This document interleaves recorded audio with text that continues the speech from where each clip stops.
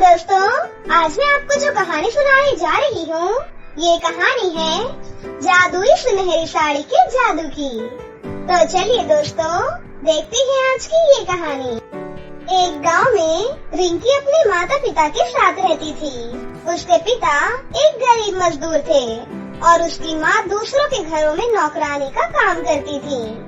रिंकी गांव के ही एक सरकारी स्कूल में पढ़ाई करती थी। बेटा, तू मन लगाकर पढ़ाई किया कर। किसी भी चीज की कमी हो तो हमें बता देना, लेकिन अपनी पढ़ाई में कभी कोई कमी मत आने देना बेटी। हाँ माँ, मैं मन लगाकर पढ़ाई करूँगी और एक दिन सबकी गरीबी को दूर कर दूंगी। फिर आप और पिताजी को कोई भी काम करने की जरूरत नहीं होगी माँ। दोस्तों, उनके घर का गुजारा बहुत मुश्किल से चल पाता था। साल में एक बार उनके गांव में एक मेला लगता था। एक दिन रिंकी की सहेलियां उससे बोलती हैं, अरे यार, गांव में मेला लगा है, मैं तो आज अपने मम्मी पापा के साथ मेला देखने जाऊंगी। अरे बहुत मजा आएगा आज। हाँ, मैं भी मेला देखने जरूर जाऊंगी। बहुत सारी चीजें खरीद कर भी लाऊंगी और बड़े बड़े झूले पर बैठकर झूलूंगी। और रिंकी, तू नहीं जाएगी क्या? जाने का मन तो मेरा भी है, लेकिन मेरे माँ और पिताजी से बात कैसे करूँ? आज अपने मम्मी पापा को बोल कर देखती हूँ कि वो भी मुझे मेला दिखा कर लाएं। तीनों सहेलियाँ अपने अपने घर पहुँच जाती हैं। अरे बेटा, तुम उदास क्यों हो? क्या हुआ बेटी? सब ठीक तो है ना?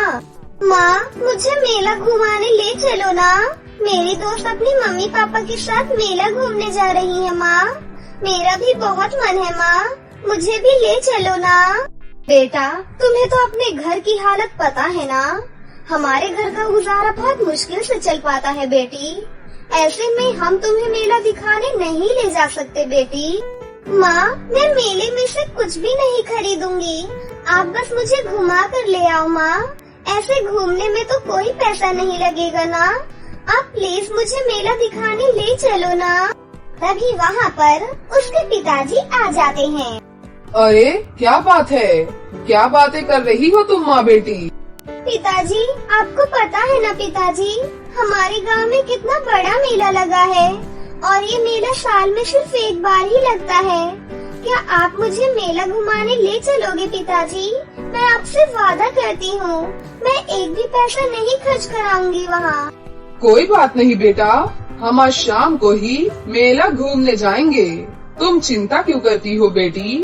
रिंकी अपने पिता की ये बात सुनकर बहुत ही ज्यादा खुश हो जाती है और दिन भर शाम होने का इंतजार करती है। शाम होते ही, अरे माँ, पिताजी कहाँ रह गए? हमें तो आज मेला देखने जाना है ना। देखो ना माँ, कितना समय हो गया, अभी तक क्यों नहीं आए पिताजी? माँ, थोड़ी देर बाद उसके पिताजी भी आ जाते हैं। उसके बाद सभी मिलकर मेले में घूमने जाते हैं। बेटा बताओ, क्या चाहिए तुम्हें? नहीं पिताजी, मुझे कुछ भी नहीं चाहिए। मैं तो बस यहाँ घूमने आई हूँ। तुम्हारा कुछ भी लेने का मन करे तो मुझे बताना, ठीक है? थोड़ी देर बाद वो सभी अपने घर की तरफ आने लगते हैं। वहीं रास्ते में उन तीनों को एक बुढ़िया मिलती है। अरे बेटा, मुझसे ये साड़ी खरीद लो बेटा, तुम्हारा भला होगा। मुझे बहुत भूख लगी है बेटा, मैं कुछ खाना खा लूंगी। देखिए बुढ़िया माई, हमारे पास बिल्कुल भी पैसे नहीं है और ना ही हमें इस साड़ी की जरूरत है, इसीलिए हमें ये नहीं चाहिए। ऐसा मत बोल बेटी, मैं तेरे आगे हाथ जोड़ती हूँ, मेरी साड़ी खरीद ले बेटी। माँ, मुझे ये साड़ी बहुत अच्छी लग रही है, आप इनसे ये साड़ी खरीद लीजिए ना। ये तो कैसी बातें कर रही है बिटिया? तुझे तो पता है ना, हमारे पास पैसे नहीं है। नहीं, ऐसी कोई बात नहीं है। हमारी बेटी ने पूरे मेले में एक भी चीज नहीं खरीदी। अब वो ये साड़ी मांग रही है तो मैं ये साड़ी उसे जरूर दिलाऊंगा।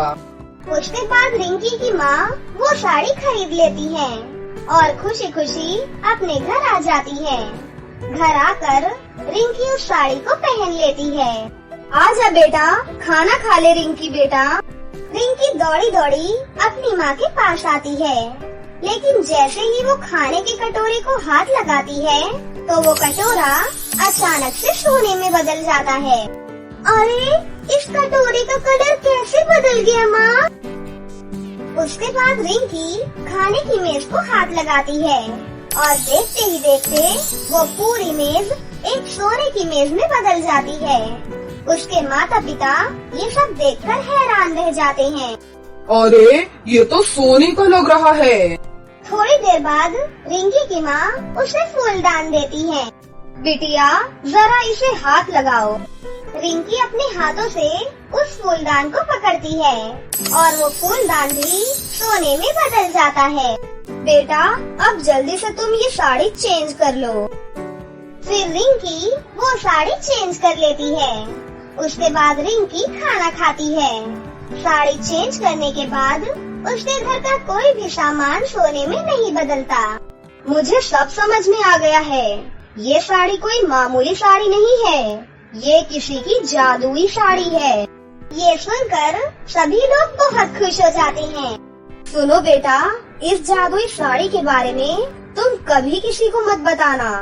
ठीक है माँ, मैं कभी किसी को नहीं बताऊंगी। उसके बाद उसका परिवार बहुत ही जल्द बहुत अमीर हो जाता है और सभी एक साथ खुशी खुशी रहने लगते हैं। वहीं दूसरे गांव में उसके चाचा चाची रहा करते थे। अरे, आपको क्या पता, आपके बड़े भाई साहब आजकल बहुत तरक्की कर रहे हैं। कल तक वो कहाँ 2 कौड़ी के मजदूर थे और आज अरबपति बने बैठे हैं। जरा पता लगाओ, उनके हाथ ऐसा क्या लगा है? मुझे लगता है तुम बिल्कुल सही बोल रही हो। चलो चलकर उनसे बात करके आते हैं। उसके बाद रिंकी के चाचा चाची गांव में आ जाते हैं। क्या बात है बहन जी, आजकल बहुत तरक्की कर ली है। ऐसा क्या शुरू कर दिया आपने? कुछ भी तो नहीं बहन, बस 2 वक्त की दाल रोटी कमा कर खा रहे हैं। आओ थोड़ी देर आराम कर लेते हैं, उसके बाद बात करते हैं। आपकी भाभी तो मुझे कुछ नहीं बताएंगी। आप अपने भैया से ही बात उगलवाने की कोशिश करो और पता करो कि इनके हाथ में अचानक लगा क्या है। तुम चिंता मत करो जानू, मैं पूरी कोशिश करता हूँ। एक दिन रिंकी की चाची छुपकर उनकी सारी बातें सुन लेती हैं और उसे जादुई साड़ी के बारे में सब कुछ पता लग जाता है। सुनो जी, मुझे सब पता चल गया है। उनके अमीर बनने का एक राज है। क्या? जल्दी बताओ, अरे जल्दी बताओ। अरे, इनके पास जादुई साड़ी है। ये उस साड़ी को पहनकर जिस भी चीज को हाथ लगाते हैं वो सोने में बदल जाती है। मैं समय मिलते ही उस साड़ी को उनसे चुरा लूंगी। उसके बाद हम यहाँ से चुपचाप फरार हो जाएंगे। अरे वाह, ये हुई ना बात। लेकिन ध्यान से करना, कहीं तुम पकड़ी ना जाओ। चाची चुपके से एक दिन वो साड़ी चुरा ही लेती है। फिर अगले दिन, अच्छा बहन, अब हम चलते हैं। घर में बहुत सारा काम है बहन जी, हम फिर कभी आ जाएंगे। अरे, तुम इतने दिनों बाद आए हो, कुछ दिन और रुक जाओ। नहीं नहीं भैया, घर पर पिंटू अकेला है, इसीलिए हमें जल्दी जाना है। इतना कहकर दोनों चाचा चाची वहाँ से चले जाते हैं। अगले दिन, रिंकी बेटा, जाओ बेटा, अंदर जाकर वो साड़ी लेकर आओ। हमें गरीबों में कुछ पैसे बांटने हैं। रिंकी साड़ी लेने जाती है, लेकिन रिंकी को वो साड़ी कहीं नहीं मिलती। वो भागी भागी अपनी माँ के पास आती है। माँ, वहाँ तो साड़ी है ही नहीं माँ। उसके बाद पूरा परिवार मिलकर वो साड़ी ढूंढते हैं, लेकिन साड़ी कहीं नहीं मिलती। साड़ी ढूंढने की अब कोई जरूरत नहीं है, मुझे पता है कि वो साड़ी कहाँ है। क्या? तो बताओ ना माँ, वो साड़ी कहाँ गई है? तुम्हारे चाचा चाची वो साड़ी चुरा कर ले गए हैं। ये क्या बोल रही हो तुम? इनकी इतनी हिम्मत, मैं अभी फोन करता हूँ उसे। उसके बाद उसके पिता उसके चाचा के पास फोन करते हैं। अरे भैया, आपको हम चोर नजर आते हैं क्या? हम आपके घर में आकर साड़ी चुराएंगे? अगर ऐसी बात है तो आज के बाद हम आपके घर कभी नहीं आएंगे। गुस्से में उसका चाचा फोन काट देता है। एक दिन उसकी चाची साड़ी पहनकर अपने बेटे पिंटू को छू देती हैं। पिंटू तुरंत सोने में बदल जाता है। हाय राम, ये मुझसे क्या हो गया? जल्दी आओ जी, ये देखो हमारे पिंटू को क्या हो गया है। पिंटू! चाचा भागा भागा पिंटू के पास आता है और देखता है। अरे ये तो सोना बन चुका है। उसके बाद दोनों अपने बेटे को लेकर रिंकी के पास जाते हैं। ये रही तुम्हारी साड़ी, मुझे माफ कर दो, मुझसे बहुत बड़ी गलती हो गई है, लेकिन प्लीज मेरे बेटे को ठीक कर दो, मैं आपके आगे हाथ जोड़ती हूँ। बहन, ये सब कुछ तुम्हारे लालच का परिणाम है। अब तुम्हारा बेटा कभी ठीक नहीं हो सकता। नहीं नहीं, हमें माफ कर दो, हमारे कर्मों की सजा हमारे बेटे को मत दो। तभी रिंकी साड़ी से कहती है, हे जादुई साड़ी, मेरे भाई को ठीक कर दीजिए। रिंकी के इतना कहते ही पिंटू पूरी तरह से ठीक हो जाता है। उसके बाद उसके चाचा चाची वहाँ से चले जाते हैं। अब रिंकी और उसका परिवार एक साथ बहुत खुशी खुशी रहने लगते हैं। एक गांव में शिवानी अपने छोटे भाई प्रेम और अपनी माँ कौशल्या के साथ रहती थी। उसकी माँ कपड़े सिलने का काम करती थी। उनकी जिंदगी बहुत ही हंसी खुशी बीत रही थी। फिर एक दिन, बेटा शिवानी, आज रात को मैं घर नहीं आ पाऊंगी। दुकान में ही रहकर आज मुझे बहुत सारे ऑर्डर पूरे करने हैं। गांव के सरपंच की बेटी की शादी है, इसीलिए वहाँ से बहुत काम आया हुआ है। कोई बात नहीं माँ, मैं भी आपके साथ चलती हूँ, आपकी मदद कर दूंगी। नहीं बेटा, तुम्हें कल स्कूल भी तो जाना है ना, इसीलिए तुम अपना और अपने भाई का बहुत अच्छे से ख्याल रखना और समय से स्कूल चली जाना। ठीक है माँ, आपको अगर किसी भी चीज की जरूरत हो तो मुझे फोन कर देना, मैं तुरंत आ जाऊंगी। उसके बाद कौशल्या अपनी दुकान पर चली जाती है। कौशल्या की दुकान के सामने ही एक छाया नाम की औरत की दुकान थी।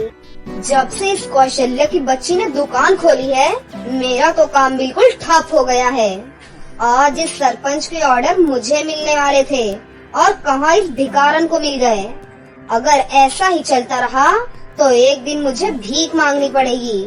मुझे जल्द से जल्द कुछ करना होगा। रात को छाया सरपंच के घर से कुछ गहने चुरा लेती है और चुपके से उसे कौशल्या की दुकान पर रख देती है। अगले दिन, अरे सरपंच जी, गजब हो गया सरपंच, हमने शादी के लिए जो भी गहने रखे थे वो सब चोरी हो गए। क्या? हमारे घर में चोरी कौन कर सकता है? इस गांव में किसकी इतनी हिम्मत? तभी वहाँ पर छाया आती है। माफ करना सरपंच जी, मुझे आपको कुछ बताना है। दरअसल मैं रात को आपकी दुकान में काम कर रही थी, तभी मैंने देखा कि कौशल्या एक बैग में कुछ भरकर अपनी दुकान में ले जा रही थी। हो सकता है कि वो आपके ही गहने हो। एक बार जाकर उसकी दुकान चेक कर लीजिए। सरपंच और उसकी पत्नी कौशल्या की दुकान में जाते हैं। कौशल्या थक कर वही दुकान में सो रही थी। कौशल्या की बच्ची, बहुत हो गया तेरा ड्रामा। मुझे सब पता है कि तू सारी रात क्या कर रही थी। अरे मालकिन, आप यहाँ? मैं रात को आप ही के ऑर्डर पूरे कर रही थी। मुझे बस थोड़ा समय और दीजिए मालकिन, मैं जल्दी ही आपके सारे ऑर्डर पूरे कर दूंगी। ज्यादा भोली बनने की कोशिश मत करो, हटो यहाँ से। हमें तुम्हारी दुकान की तलाशी लेनी है। कौशल्या सरपंच की ये बात सुनकर थोड़ा हैरान रह जाती है। ये आप कैसी बातें कर रहे हैं? भला आप मेरी दुकान में क्या चेक करेंगे? देख कौशल्या, सच सच बता दे, हम तुझे कुछ भी नहीं कहेंगे। तूने रात को जो हमारे घर से गहने चुराए हैं वो वापस कर हमें, नहीं तो तेरे लिए अच्छा नहीं होगा। क्या गहने? मैंने कोई गहने नहीं लिए हैं मालकिन, मेरा यकीन कीजिए। तो ठीक है, तूने गहने नहीं लिए तो हमें एक बार दुकान की तलाशी करने दे। दोनों पति पत्नी उसकी दुकान की तलाशी करते हैं। तभी उन्हें अपने गहने दिख जाते हैं।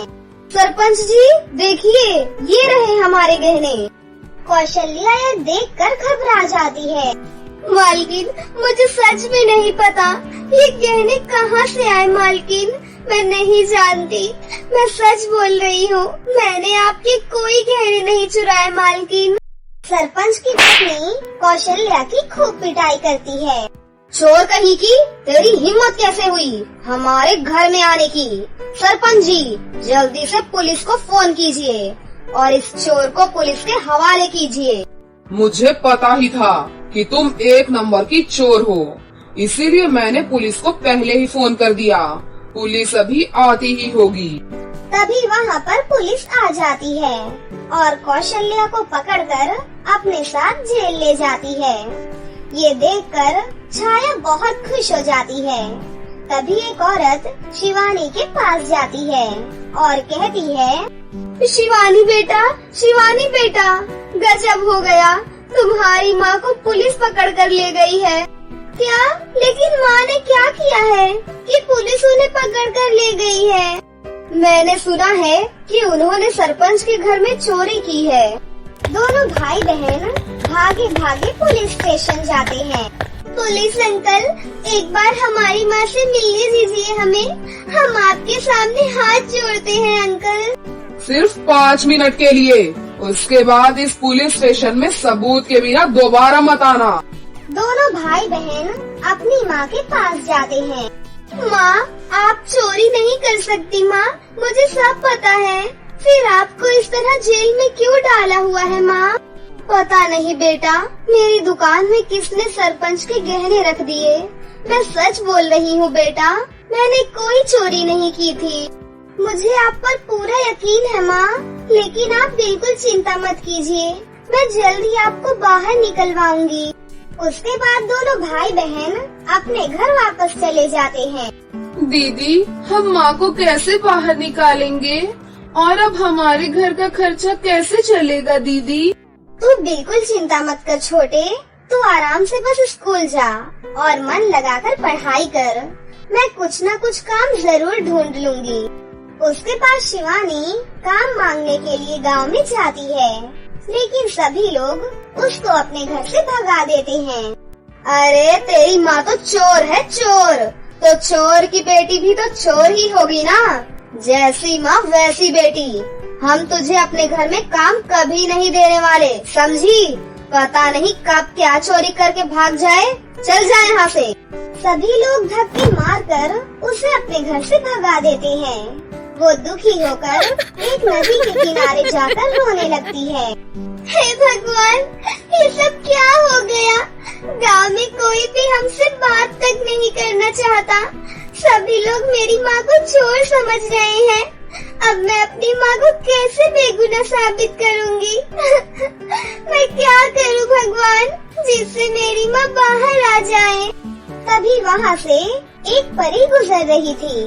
तभी उसकी नजर शिवानी पर जाती है और वो उसके पास जाती है और बोलती है, अरे क्या हुआ बेटा, तुम रो क्यों रही हो? उसके बाद शिवानी परी को वो सारी बातें बताती है। उसकी बात सुनकर परी को उस पर बहुत दया आ जाती है। अरे बेटा, ये तो तुम्हारे साथ बहुत बुरा हुआ, लेकिन तुम चिंता मत करो बेटा, मैं तुम्हारी मदद करूँगी। फिर परी अपने जादू से वहाँ 2 जादुई साड़ियाँ प्रकट कर देती है। बेटा, ये जादुई 2 साड़ियाँ हैं, तुम इन दोनों साड़ियों को अपने साथ ले जाओ, ये तुम्हारा हर दुख दूर कर देंगी। फिर एक जादुई साड़ी से एक चुड़ैल निकलती है और वो छाया के पास जाती है और छाया की खूब पिटाई करती है। अरे चुड़ैल, तू मुझे पीट क्यों रही है चुड़ैल? झूठी औरत, ज्यादा शरीफ बनने की कोशिश मत कर, चुपचाप पुलिस स्टेशन चल और अपना गुनाह कबूल कर, नहीं तो मैं तुझे कच्चा खा जाऊंगी। नहीं, मुझे माफ कर दो, मैं चलती हूँ ना तुम्हारे साथ, मैं पुलिस को सब कुछ बता दूंगी, बस तुम मुझे छोड़ दो। छाया भागी भागी पुलिस स्टेशन जाती है और पुलिस को सारी बातें बताती है। पुलिस उसे पकड़कर जेल में बंद कर देते हैं और कौशल्या को छोड़ देते हैं। हमें माफ कर दो, हमने उस दुष्ट औरत पर विश्वास किया और तुम्हारे साथ बहुत बुरा किया। कोई बात नहीं सरपंच जी, वैसे भी अमीर लोग थोड़े नादान ही होते हैं। उसके बाद कौशल्या के पास दूसरी जादुई साड़ी से बहुत सारी धन दौलत हो जाती है। अब उनकी गरीबी पूरी तरह से दूर हो जाती है और उसी साड़ी से वो जो भी मांगते थे उन्हें वो सब मिल जाया करता था। इसी तरह अब तीनों लोग बहुत खुशी से रहने लगे थे।